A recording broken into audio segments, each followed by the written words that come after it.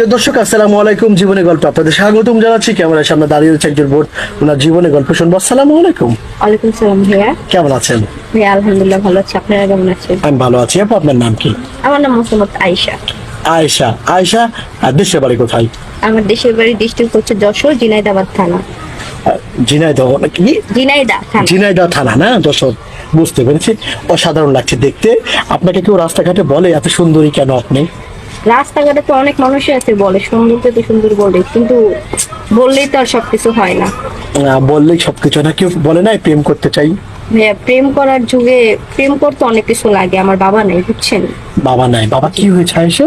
বাবা বিয়ে করে চলে গেছে। বিয়ে করে চলে গিয়েছেন। আপনি কি বাবাকে প্রশ্ন করতে ইচ্ছা হয় না, বাবা আমার কি অপরাধ ছিল, আমাদের কি অপরাধ ছিল, তুমি অন্য কাউকে বিয়ে করে চলে গেছো, আমাদের কি অপরাধ ছিল, আমরা কি? ওনার চেহারাই তো মনে নেই, ওনাকে কিভাবে প্রশ্ন করবো, উনি খবরই নেয় না। আচ্ছা, কখনো যে রাস্তাঘাটে লঞ্চে নৌকাতে দেখা হয়, ট্রেনে দেখা হয়, বাবাকে কি বলতে চান, বাবা কি অপরাধ ছিল, কি ভুল ছিল আমার? আমি প্রশ্ন করবো যে আমার মায়ের কি অপরাধ ছিল? সে তো একজন পরিপূর্ণ ভালো স্ত্রী, কেন সে স্বামীর সুখটা পেল না? কি অপরাধ ছিল, তাই না? আচ্ছা, আপনার বাবা চলে যাওয়ার পর আপনার মা কি অন্য কোথাও বিয়ে করেছেন? না না, আমার আম্মু কোথাও বিয়ে করে না, আমাদের অনেক কষ্ট করে বড় করেছে। আপনি বলতেছেন না আপনার মা আপনাদের জন্য তার জীবন জৈবন সবকিছু সব দিয়ে দিয়েছে। বিসর্জন দিয়েছেন। হ্যাঁ। অবশ্যই আপনার মা ধন্যবাদ পাওয়ার একটা যোগ্য। আয়েশা, আপনার বয়স কত বর্তমান? আমি পরিপূর্ণ একজন তরুণী, আমার বয়স 22। 22 বছর। আপনি জীবন সঙ্গী চান, কেমন জীবন সঙ্গী পেলে আপনি লাইফটাকে সাজিয়ে নেবেন? ভাইয়া এই যুগে না আমি এখন বুঝছি যে টাকা পয়সার সব থেকে বড় বিষয় না, বিষয় হচ্ছে আপনার দুই বেলা খেতে হবে। রাইট। খাবারের কষ্ট হচ্ছে বড় কষ্ট, যেটা আমি অনেক করেছি, অনেক করেছি। তো যে যেহেতু বাবা ছিল না।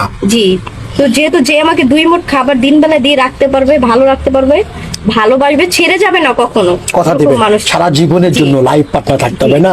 দুঃখে সুখে যতই ঝড় আসুক, বৃষ্টি আসুক, হাতটা তার যেন দুঃখে আমি থাকবো, সে আমার দুঃখে থাকবে। হাতটা যেন কখন না ছেড়ে না যায়। ছেড়ে, জি। বুঝতে পেরেছি। আয়েশা, আপনার সাথে যোগাযোগ করতে চাইবো অনেক ভাইরা, কিভাবে করবেন?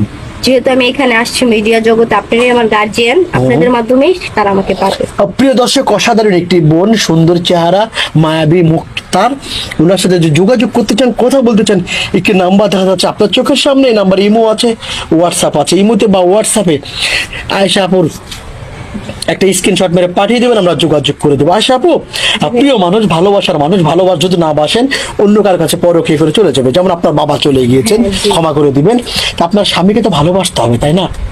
আমি তাকে পরিপূর্ণ একজন মানে স্ত্রী, নারী এবং সব হিসেবে তাকে ভালোবাসা, যেন কোনো ভালোবাসার অপনা সে অন্য নারীর কাছে না যায়। মানে আপনি বলতে চাচ্ছেন রাস্তাঘাটে কোনো দিকে যেন অন্য নারীর দিকে দৃষ্টি না দিতে পারে, না, সেই সুযোগ দিবেন না আর আপনি? তাবিজ করে নিব, যাতে যেদিকে তাকায় আমাকে দেখবে। দারুণ কথা বলেছেন। নামাজ কালাম পড়া হয়? হ্যাঁ ভাইয়া, নামাজ পড়ি। আচ্ছা, ভালো থাকবেন। আসসালামু আলাইকুম।